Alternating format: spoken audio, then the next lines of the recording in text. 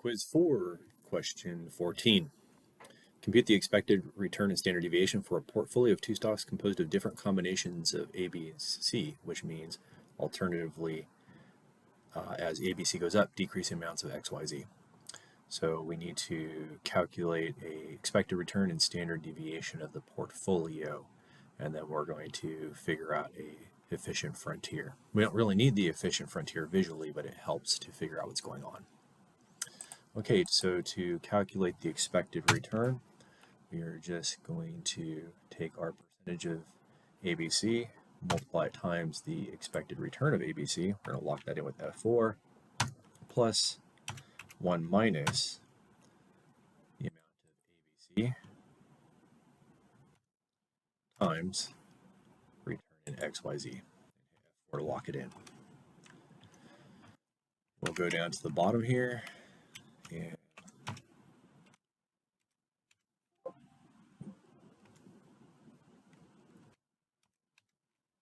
fill that in. So we have expected returns going down. Our next step is to calculate the standard deviation. So again, we're just going to use this equation that we used in the prior question. So we're going to use parentheses so we can take the square root at the end. We're going to take our weight and square it times the expected return, our standard deviation, and square that to get the variance, plus 1 minus, so you get the alternate side for x, y, z. We're going to square that times the standard deviation. We're going to square that so we have the variance. So right now we're at this point in the equation. Now we're going to do 2 times the weight of ABC times the weight of XYZ times the covariance. We just want to hit F4 to lock that amount in. And so where we hit D4, we want to hit F4 to lock it in, as well as D5. So it doesn't float. Lastly, we're going to close our argument there, and then we're going to take this to the power of 0.5. So we have the square root.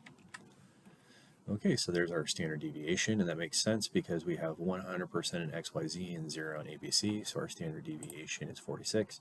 And when we get to 100% ABC, we should have a standard deviation of 33. So we can drag this formula down. And sure enough, we have 33 there.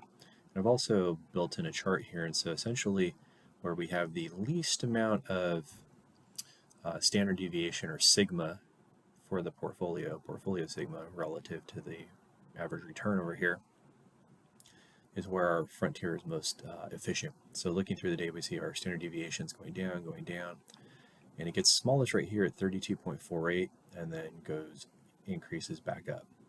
So our efficiency range is right here where we hit 32.48, because if we go up it's 32.49, if we go down it's 32.49. And so we can see here our expected return is highest at 84% in ABC, which means 16% in XYZ. So that's the most efficient point right there on the frontier, and we would want to invest in anything above that point. That being said, the solution is slightly off. On your quiz, it's 82%, but the other choices are 88, 93, or 100% ABC. So clearly, 82 is the one to go with.